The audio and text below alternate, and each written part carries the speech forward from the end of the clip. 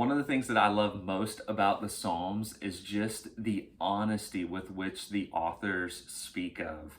Specifically, David. I love how he is just honest about what he's both feeling and what he's experiencing all throughout the book of Psalms, but really specifically today in Psalm 31. I just want to read for you so you can see what I'm talking about. David doesn't pretend to have it together, he doesn't pretend that his emotional health is always great. He is honest about where he's at. Read with me in Psalm chapter 31, starting in verse 9. David writes these words. He says, "Be gracious to me, O Lord, for I am in distress. My eye is wasted from grief, my soul and my body also.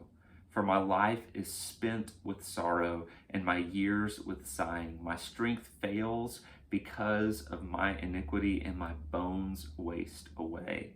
Notice that David is just really honest about the ways that he's feeling, but also see how David points to the source of why he's feeling those ways. He's talking about specifically here his personal sin, but also the sin that others commit against him. That he's acknowledging that, man, we live in a broken world and he's experiencing brokenness. However, David, even though he's feeling these things, he doesn't allow what he feels to define his reality of who God is. I want to read for you toward the end of Psalm 31, specifically starting in verse 21. Read this with me.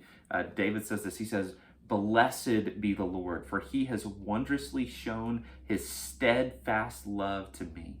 When I was in a besieged city, I had said in my alarm, I'm cut off from your sight.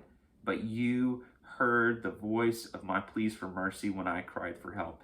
Love the Lord, all you his saints. The Lord preserves the faithful, but abundantly repays the one who acts in pride." So see how David, even in the middle of his distress, he was rooted in God. Even whenever he was having a difficult day emotionally, when he was overwhelmed by grief. I mean, when his body was worn down and suffering for him, he turned to God. And he still in that moment realized truths about who God is. And I love how he closes out here. I think this is a word of encouragement to anybody struggling today, whether you're struggling with sorrow or discouragement or depression or anxiety. Hear the words of David. Let this be an encouraging command for you, where he finishes in verse 24 and says, "Be strong and let your heart take courage, all you who wait for the Lord." So today, man, be strong and let your heart take courage.